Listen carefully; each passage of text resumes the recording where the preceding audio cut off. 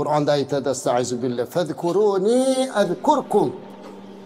Meni eslanglar, men sizlarni eslayman deydi Alloh taolo. Allohni eslamoq, zikr qilmoq. Mana bu masjid, mana qarang. Bo'lmasa ana haram. Avtobuslar qilib qo'ydik. 24 soat avtobus turibdi. Mabodo yoshi ulug'lar, keksalarimiz qiynaladigan bo'lsangiz, mana shu turgan joyimiz ham haram hudud azizlar. Haram hudud deyiladi. Shuning uchun agar hozir kimdir umra qilmoqchi bo'lsa, miqotga chiqsin deydi. Ya'ni haramdan tashqariga chiqib boshqatdan niyat qilib kirib keladi. Demak, mana shu joylar hammasi haram hudud hisoblanadi.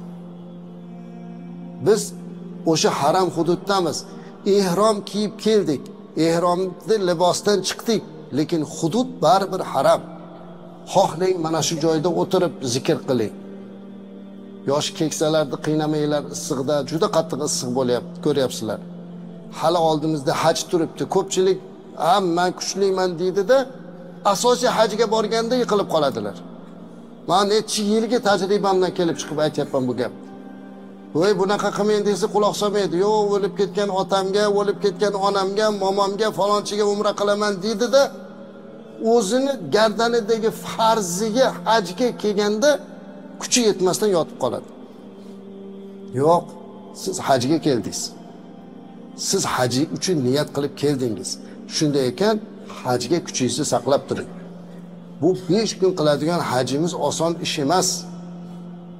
Oson ish emas azizlar. Hali oldimizda 50-60 daraja issiqlik bilan o'tadigan kunlar turibdi. Shuning uchun yoshi ulug'lar o'zingizni qiynab qo'ymasdan vazifa qilib oling. Men domlalarga iltimos qildim, uchrashuvlarga borganda aytinglar. Qur'onni o'qishni bilmaganlar 1000 tadan qulhu Allohu ahadni o'qisinlar har kuni. Vazifa qilib olinglar. Har kuni sura Ixlosni 1000 marta o'qing-da, uni keyin siz natijasini ko'rasiz. Salovat ayting qancha bo'lsin. 10 ming talab qiling-da salovat. Har bir salovatingiz uchun Alloh 10 tadan rahmatini yog'diradi. Biz qancha bekorchi gaplarni gapirib yuribmiz-da bu yerda ham. Shuncha gapirib to'ymadikmi azizlar? Shuncha o'zimizda shu yoshga kirguncha qancha bekorchi gaplarni ham gapirib, tuhmat va g'iybatlarni qilib charchamadimi bu til? Nahot endi mana shu joyda ham tilimiz yana bu narsalar bilan ovora bo'lsa. Shuning uchun azizlar, kunimizni, soatimizni, soniyamizni g'animat bilaylik. Zikrda, duoda, tilovatda bo'laylik.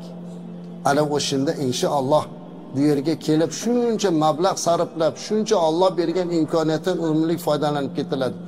Ana o'shinday hajji mabrur bo'lib ketayotgan odam xuddi onadan tug'ilgan begunoh go'dakdek bo'lib qaytadi yurtiga. İnşallah mana shu kunlarda Alloh bizga nasib qilsin.